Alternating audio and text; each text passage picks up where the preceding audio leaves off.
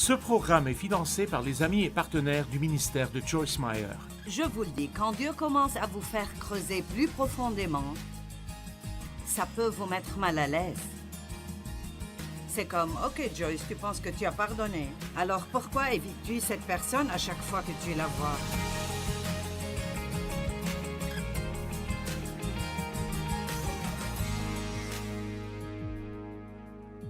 Eh bien, je vais vous poser une petite question. Avez-vous déjà été blessé par quelqu'un d'autre? A-t-on abusé de vous? A-t-on menti à votre sujet? Ou vous a-t-on menti? Vous a-t-on trompé ou dupé? Avez-vous vraiment fait beaucoup pour quelqu'un et puis quand vous aviez besoin de lui, il n'a plus eu de temps pour vous? Mince, c'est dur, n'est-ce pas? Après tout ce que j'ai fait pour toi. Bon, alors je suppose que si je veux être un très bon chrétien, je dois revenir en arrière et dire « D'accord Dieu, si je m'attends à ce qu'il me rende l'appareil, l'aurais-je vraiment donné quand je les ai aidés? Ou est-ce que j'amassais des points pour qu'ils me doivent quelque chose plus tard? » Vous savez, allons au fond ce soir, d'accord? Ne perdons pas de temps à la surface. Parlons de ce que c'est vraiment et finissons-en. Maintenant, je ne peux pas penser à un meilleur exemple dans la Bible que Joseph, et peut-être que... Vous savez que Joseph a pardonné à ses frères, mais son histoire est tellement incroyable. Ses frères étaient jaloux de lui parce qu'il était le bébé de papa, et il avait un manteau spécial avec de jolies couleurs, et il n'aimait pas ça. En plus de cela, il a rêvé qu'il allait être au-dessus de tous et que tous se prosterneraient devant lui. Étant jeune, il était un peu bête et il ne savait pas mieux que de leur raconter son rêve. Mais sa plus grande erreur était juste l'immaturité. Ce n'était pas qu'il était méchant. Alors ils l'ont détesté. La Bible dit clairement qu'ils le haïssaient et qu'ils l'ont vendu à des marchands d'esclaves. Ils allaient le tuer et dire à son père qu'une bête sauvage l'avait tué. Mais ils ont fini par le vendre et ils ont dit à son père qu'il était mort. Et ils ont mis du sang sur son manteau et l'ont repris. Et les marchands d'esclaves l'ont ensuite vendu à un homme riche nommé Potiphar. Et la femme de Potiphar a désiré Joseph. Et Joseph a maintenu son intégrité envers Dieu, peu importe ce que cela lui coûterait. Je veux répéter ça. Il a maintenu son intégrité envers Dieu, peu importe ce que cela lui coûterait. Peut-être que je dois répéter. Nous avons besoin de personnes qui ont un certain niveau d'intégrité dans leur vie et qui ne vont pas en dessous quoi que ça leur coûte.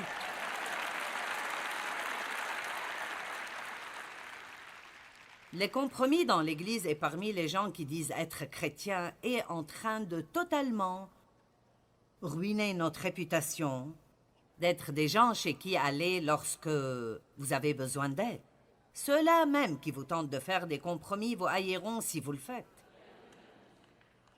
Ils veulent quelqu'un qui prendra position et fera ce qui est juste, un exemple. Donc je répète, Joseph a maintenu son standard d'intégrité et plutôt que d'aller coucher avec elle comme elle le voulait, il a refusé.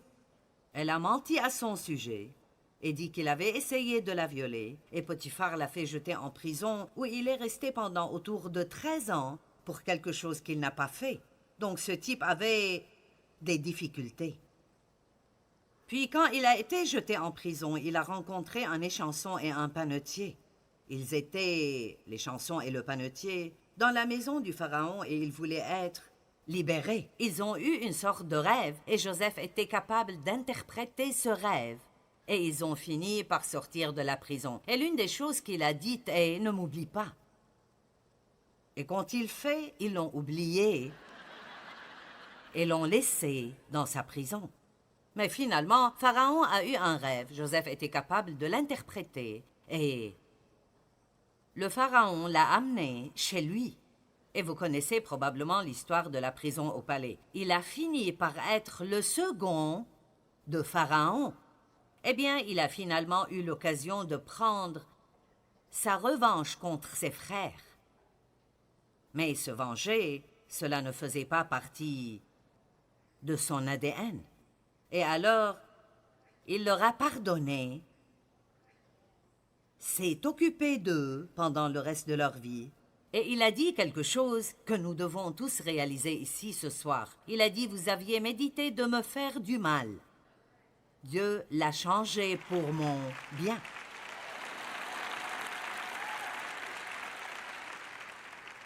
Donc, en d'autres termes, Dieu l'a permis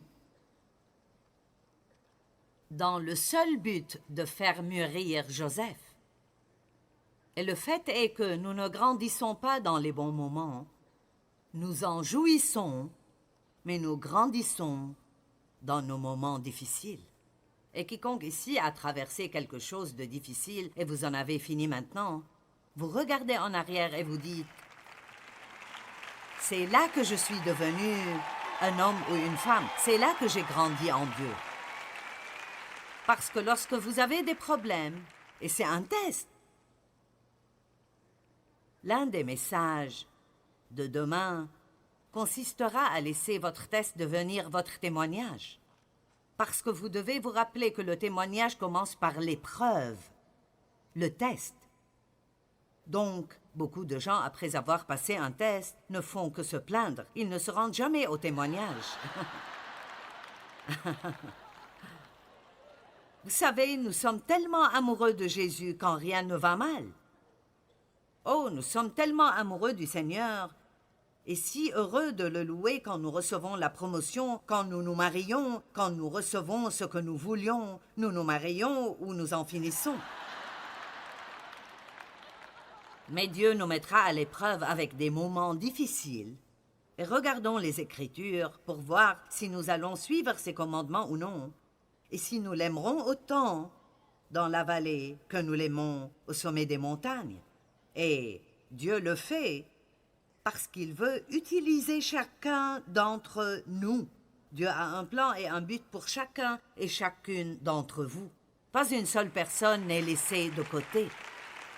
Dieu a un plan et a besoin de chacun d'entre vous. Si vous pensez que le monde va être gagné par une poignée de prédicateurs dans leur chair ou par quelques personnes à la télé, vous avez tort, car la plupart des gens qui ont besoin de Jésus ne viennent pas à l'église et ne regardent pas des chaînes chrétiennes, à moins que leur télé soit bloquée dessus et qu'ils ne puissent pas l'enlever. Et j'ai eu un gars qui m'a dit ça. Il a dit « Tu m'as absolument effrayé ». Il a dit qu'il était dopé et que c'était au milieu de la nuit. Il a allumé la télé et j'y étais et il ne voulait pas m'écouter. Alors il a essayé de changer de chaîne et elle ne changeait pas. Il a dit le seul bouton de ma télé qui marchait était celui qui haussait le volume. Il est allé chercher de nouvelles batteries. Les amis, c'est toujours la même chose. Impossible de se débarrasser de moi. Dès que mon programme était terminé, la télécommande a recommencé à fonctionner. Il a dit qu'il s'est mis à genoux, a commencé à se repentir et a été sauvé.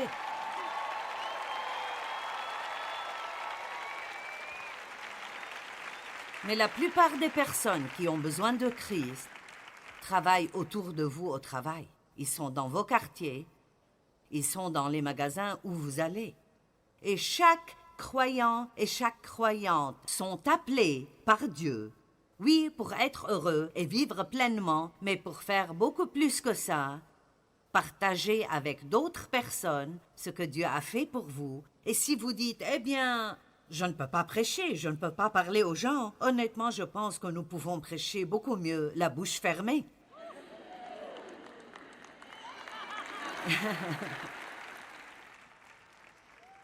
Ce que nous devons faire, c'est sortir et vivre la vie. Nous devons agir comme des chrétiens. Alors que pensez-vous qu'il se passe quand quelqu'un au travail vous maltraite? Vous savez qu'ils vous maltraitent, ils savent qu'ils vous ont maltraité. Et tout d'un coup, ils ont un besoin. Et vous êtes le premier à intervenir et à dire « j'aimerais t'aider ». Eh bien, vous savez, Rien n'embarrasse plus vos ennemis que de les aider quand ils ont des ennuis. Et rien ne rend le diable plus en colère que quand vous aimez vos ennemis, car dès que vous commencez à le faire, il perd le contrôle sur vous. La seule chose qui nous gêne est nos sentiments. Mais je sens. Mais vous savez quoi? Vous êtes plus qu'un sentiment. Vos sentiments sont quelque chose que vous possédez et vous ne devez pas les laisser vous posséder. Vous pouvez faire la bonne chose sans avoir envie de la faire. Amen. Je vais répéter. Vous pouvez faire la bonne chose sans avoir envie de la faire. Si je fais ce qui est juste seulement quand j'en ai envie, nous aurions tellement de dégâts. Et vous? Donc, Paul a été blessé plusieurs fois, je veux dire.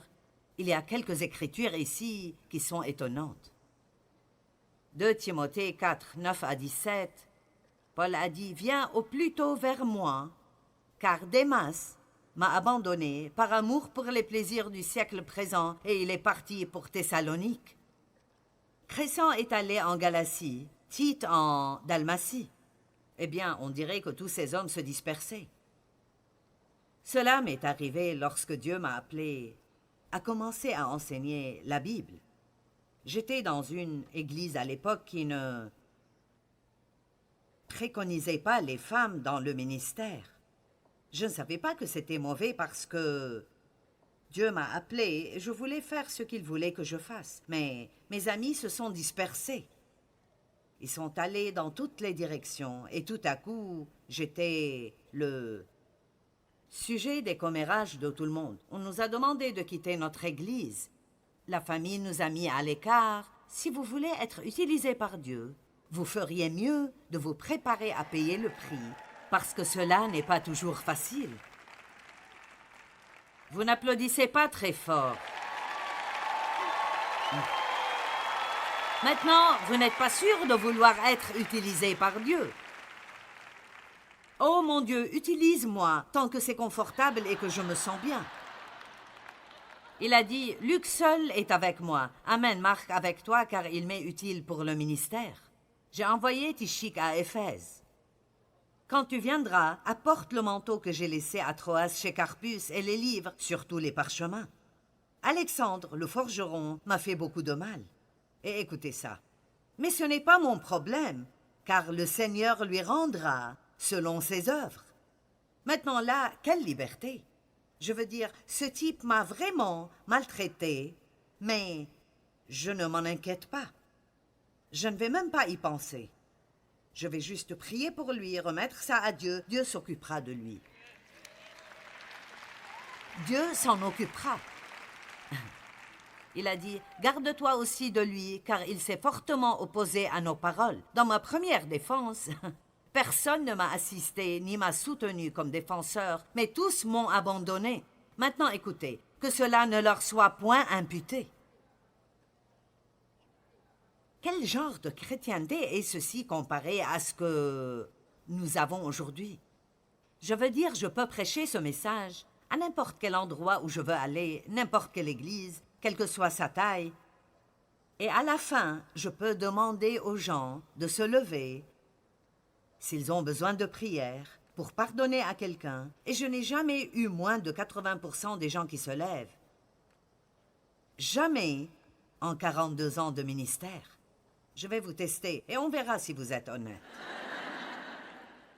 Mais vous savez quoi? Cela me fait peur et ça m'inquiète. Parce que Dieu dit que nous ne sommes puissants que lorsque nous sommes unis et que nous ne devons même pas laisser le soleil se coucher sur notre colère parce que cela donne au diable une porte d'entrée dans nos vies. C'est pourquoi j'appelle ce livre « Fais-toi une faveur et pardonne ». Vous pensez que vous faites quelque chose pour vos ennemis, vous ne faites rien pour eux. Ils ne s'en soucient même pas. Mais quand vous leur pardonnez et vous commencez à prier pour eux, alors Dieu peut leur révéler la vérité et ils peuvent venir à un endroit de repentance et peut-être qu'ils pourront être sauvés au lieu d'être perdus, ce qui est notre travail, comme les petits assistants de Dieu. Je reviens au verset 16. Dans ma première défense, personne ne m'a assisté comme défenseur, ni m'a soutenu, mais tous m'ont abandonné. Que cela ne leur soit point imputé, mais le Seigneur m'a assisté.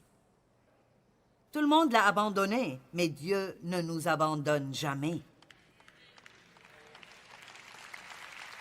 Dieu ne nous abandonne jamais. Je ne vais pas rester en colère contre un tas de gens et essayer d'avoir une relation intime avec Dieu et attendre la faveur de Dieu dans ma vie. Ça ne marche pas comme ça. Quand Dieu dit de faire quelque chose, il l'entend. Et tout ce que Dieu nous dit de faire est pour notre bien. Ce n'est pas pour lui, c'est pour nous. Donc si Dieu dit de donner 10% de vos gains, il n'en a pas besoin, c'est pour nous. Il y a un secret ici pour nous, quelque chose qui va nous aider. Quand il dit « Pardonnez à vos ennemis, peu importe combien ils vous ont maltraités, et priez pour eux, et bénissez-les », il veut que nous fassions cela. Et quand on ne le fait pas, on se fait mal. Et quand nous le faisons, alors nous pouvons voir la faveur de Dieu sur notre vie, et la récompense qu'il apporte l'emportera de loin sur ce que la personne nous a fait. Et je peux presque entendre certains penser « Mais tu ne sais pas ce qu'ils m'ont fait. » Mais tu ne sais pas ce qu'ils m'ont fait. Je ne sais pas, mais je sais ce que mon père m'a fait et que j'ai passé de nombreuses années à le haïr, et cela m'a rendu amer et difficile à vivre. Et ce que vous avez à l'intérieur sortira vers d'autres personnes. Allez, j'ai dit, ce que vous avez dedans, vous le sortirez vers d'autres personnes. Et parfois, vous ne remarquez même pas l'amertume, le ressentiment et les attitudes qui sortent de vous. Je ne les remarquais pas. Et vraiment, je pensais que j'avais pardonné à mon père jusqu'à ce que Dieu me demande de l'aider. Et je refusais l'idée.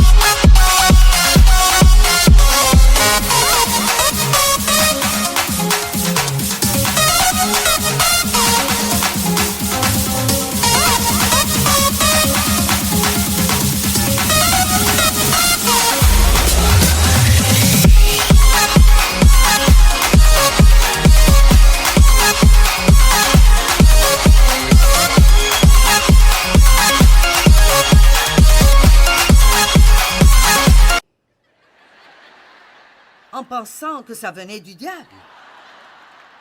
Je pensais que c'était impossible que Dieu me demande de le faire. Il vivait à Missouri et Dieu a dit « Amène-les près de toi.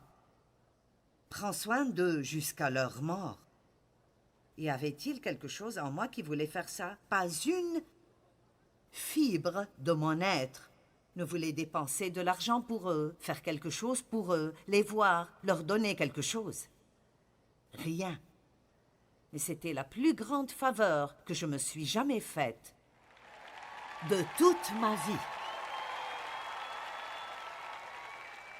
Et les gens rient quand je dis cela, mais c'est la vérité, c'est donc inutile que je prétende.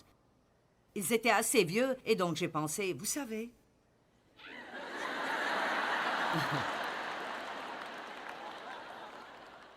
Vous pouvez faire n'importe quoi pendant quelques années. Mais nous avons une certaine longévité dans notre famille. Ma mère avait 90 ans quand elle est décédée. Je me suis aussi occupée de ma tante. Mon père est décédé à 86 ans, mon grand-père l'âge de 102 ans. Je cherchais des statistiques sur le nombre de personnes vivant jusqu'à 100 ans et plus. Seulement 2,02% de la population totale, et la plupart sont des femmes.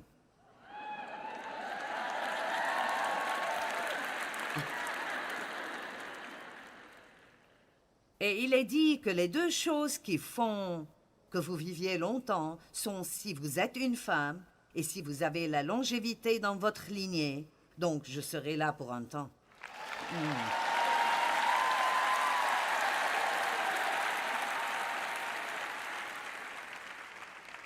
Allez, ce n'est pas la première fois que vous entendez un message sur le fait de pardonner.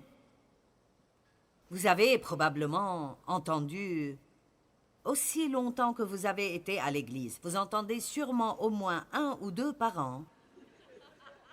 Mais contre qui êtes-vous en colère? Contre qui êtes-vous toujours offensé? Un peu d'amertume.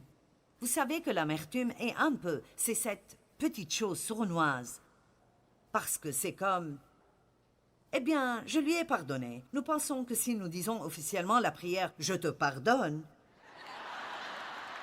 allez, vous savez de quoi je parle. C'est comme « Bon Seigneur, je lui pardonne ». Eh bien, j'ai écrit un petit test ici. Pensez-vous avoir pardonné à quelqu'un? Eh bien, que ressentez-vous lorsque vous entendez que quelqu'un a été béni? Ou lorsque vous entendez quelqu'un dire du bien de cette personne? Oh, je te le dis, c'est vraiment un bon gars. Et vous dites, eh bien... peut-être pas tellement. Allez. Ah, je vous le dis, quand Dieu commence à vous faire creuser plus profondément, ça peut vous mettre vraiment mal à l'aise. C'est comme, d'accord Joyce, tu penses que tu as pardonné? Alors pourquoi évites-tu cette personne à chaque fois que tu la vois? Pourquoi es-tu mal à l'aise à chaque fois que tu entends qu'il lui arrive quelque chose de bien?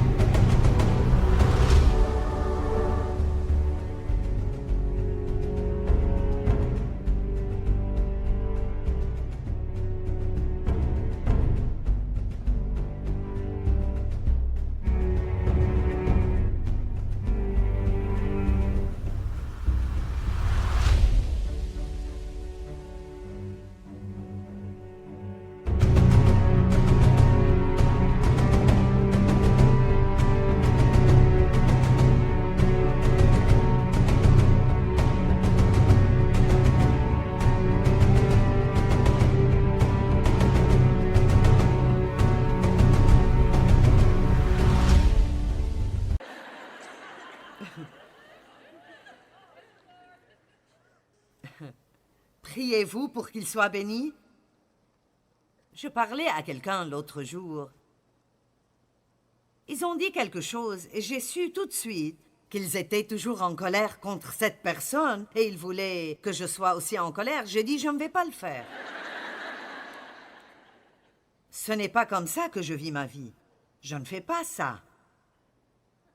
Et alors j'ai essayé pendant une demi-heure de le convaincre qu'il ne le devrait pas non plus. Et le fait était que la personne à qui je parlais, elle ne s'était même pas rendu compte qu'elle avait toujours un manque de pardon dans le cœur. Mais vous voyez, cette amertume, je veux dire littéralement, si vous mettez quelque chose d'amer dans votre bouche, vous ferez...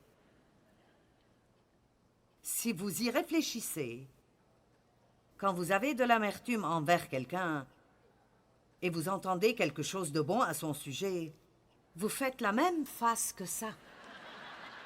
C'est un peu comme... Allez, vous vous lécherez même les lèvres un peu comme... Je parie que vous pouvez tous le faire. Mais je t'aime avec l'amour du Seigneur. Oh, je ne peux pas supporter ça. Je me souviens que le pasteur nous a fait faire cela souvent. Les pasteurs incitent les gens à faire des choses qu'ils ne voudraient pas faire eux-mêmes. Et il y avait une fille là-bas qui m'avait vraiment blessée et qui racontait des mensonges à mon sujet. Et va aimer quelqu'un avec l'amour du Seigneur. Elle était la première personne que j'ai vue. Et c'était comme si le Saint-Esprit me disait « Finis-en ». Vous savez, la seule façon de démolir ces forteresses est de faire ce qui est difficile à faire. Allez, juste une écriture. Si nous ne pardonnons pas à nos ennemis, Dieu ne nous pardonnera pas.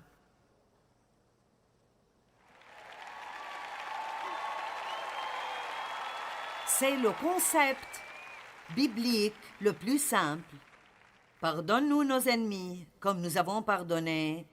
Pardonne-nous nos péchés comme nous avons pardonné à ceux qui nous ont offensés. Dans Matthieu 6, il dit que si vous ne pardonnez pas, votre Père au ciel ne vous pardonnera pas non plus. Eh bien, si Dieu ne vous pardonne pas, ça coupe notre relation et ça gâche tout dans notre vie. Et je vous dis la vérité, j'ai vécu pendant beaucoup d'années et j'ai passé beaucoup de temps en colère contre quelque chose. Vous pouvez être fâché tout le temps à propos de quelque chose si vous ne faites pas attention, mais ne perdez plus votre temps. J'aimerais que, après cette conférence, vous disiez « J'ai compris, c'est cela ».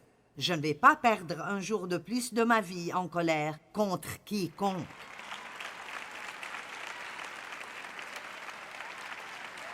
Amen. Qui avait besoin d'être ici ce soir? D'accord. Vous parlez d'une amélioration du pouvoir dans votre vie. Commencez juste à vivre sans colère et sans offense et voyez ce que Dieu fera pour vous. Vous savez pourquoi il vous honorera? Parce qu'il sait que c'est difficile. Mais si vous attendez qu'il soit votre défenseur,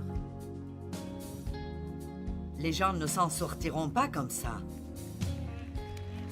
Dieu le rapportera toujours et vous récompensera, mais seulement si nous le faisons à sa manière. Apprenez à pardonner rapidement et vous pourrez éviter le piège de l'offense. Nous devons pardonner à nos ennemis et prier pour eux. Cela ne les change pas seulement, mais cela nous change vraiment. Quand on pardonne aux gens, alors Dieu peut s'occuper d'eux. Nous ne pouvons pas les faire se comporter différemment, mais Dieu peut le faire.